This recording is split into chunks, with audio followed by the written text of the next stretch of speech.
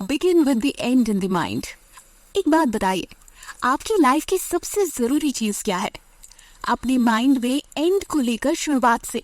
हमारा मतलब है कि आपके सारे एक्शंस, आपकी वैल्यूज आपके पर्पस से मैच होने चाहिए।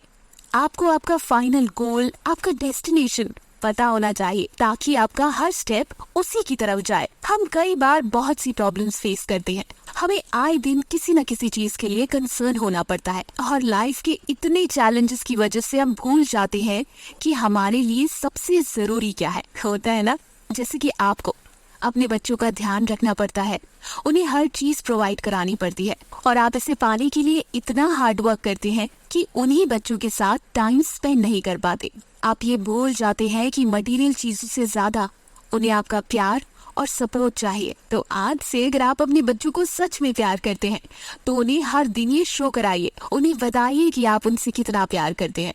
आपकी बातों और आपके एक्शंस में उनके लिए ये प्यार झलकना चाहिए और आपका यही बिहेवियर आपके पेरेंट्स और उन बाकी लोगों के साथ होना चाहिए जो आपकी लाइफ में बहुत मायने रखते हैं। Begin with the and in the mind से मतलब है ये जानना कि आपके लिए सबसे ज्यादा वैल्यूबल क्या है।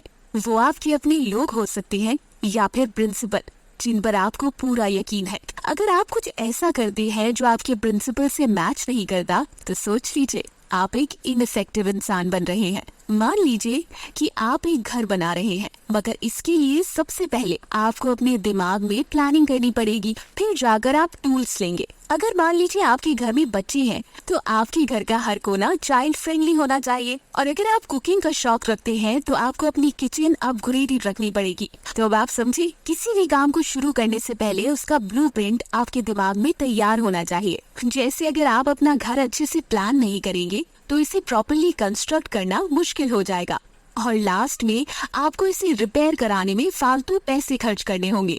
ऐसे ही लाइफ में हर चीज प्लानिंग मांगती है और इसी तरह एंड को माइंड में रखकर चलने की शुरुआत होती है।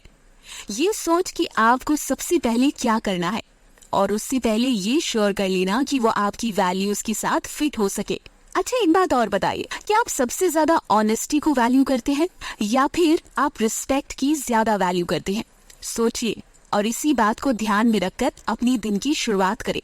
अपने वैल्यूज पर पूरा यकीन रखें ताकि आपकी लाइफ में जो भी चैलेंजेस आए आप उन्हें वैल्यूज के साथ फेस कर सके। हैबिट 3, सबसे पहले जरूरी चीजें करें। सबसे पहले जरूरी कामों को करने का मतलब सिर्फ टाइम मैनेजमेंट नहीं, ये सेल्फ मैनेजमेंट भी है। इंसान होने के नाते हम सब सेल्फ अवेयर होते हैं और यही चीज हम सारी लिविंग थिंग्स को सुपीरियर बनाती है, क्योंकि सिर्फ हम इंसान ही खुद को इवैल्यूएट कर सकते हैं और जब हमें लगे कि हम कुछ गलत कर रहे हैं तो हम उसे चेंज कर सकते हैं। जब हमें बहुत सारे काम करने होते हैं तो सबसे पहले हमें अपनी प्रायोरिटी सेट करनी चाहिए। कुछ लोग प्लानर्स की हेल्प लेते हैं ताकि उन्हें याद रहे, कुछ लोग टू डू लिस्ट और बॉर्डर्स बनाते हैं ताकि उन्हें जरूरी काम याद रहे। लेकिन आपने ध्यान दिया होगा कि इन सब के बाद भी हम अपने बहुत सारे जरूरी काम टाइम पर कंप्लीट नहीं कर पाते। अगर आपकी प्रायोरिटीज पूरी नहीं हो पाती तो सेल्फ डिसिप्लिन आपकी प्रॉब्लम नहीं है। असली प्रॉब्लम है कि आपने अपनी प्रायोरिटीज को दिल दिमाग में बिठाया ही नहीं।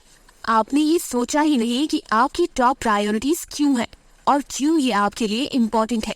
सोचिए जरा इसके बारे में, ये आपको और ज्यादा मोटिवेट करेगा। और एक्चुअल चैलेंज टाइम को मैनेज करना नहीं, खुद को मैनेज करना है। सबसे पहले जरूरी चीजें करें और इस बात का मतलब है कि अपनी प्रायोरिटीज को पहले नंबर पे रखें। इसका मतलब ये भी है कि जरूरत पड़ने पर आप ना बोलना सीखें। जब आपके पास करने को ढेर सारा काम हो तो उन टास्क को ना बोलिए जो आपकी प्रायोरिटीज का हिस्सा नहीं है। एग्जाम्पल के लिए, सैंड्रा को एक कम्युनिटी प्रोजेक्ट का चेयरमैन बनने को बोला गया, मगर उसके पास पहले ही इम्पोर्टेंट टास्क थे, मगर प्रेशर में आकर उसने हाँ बोल दिया। फिर सैंड्रा ने अपनी पड़ोसी कोनी से पूछा कि क्या वो भी इस प्रोजेक्ट को ज्वाइन करना चाहेगी। सैंड्रा की बात सुनकर कोनी ने कहा, सैंड्रा, ये प्रोजेक्ट काफी मजेदार लग रहा है, मगर कुछ रीजन से मैं इसे प्रायोरिटीज पर नहीं कर पाऊंगी, मगर सच में तुम्हारे इस इन्विटेशन को मैं अप्रिशिएट करती हूँ। उसके बाद सैंड्रा को लगा कि जैसा कोनी ने किया उसे भी वैसा ही करना चाहिए था। वो भी तो पोलाइटली ना बोल सकती थी जब उसे चेयरमैन बनने के लिए बोला गया था।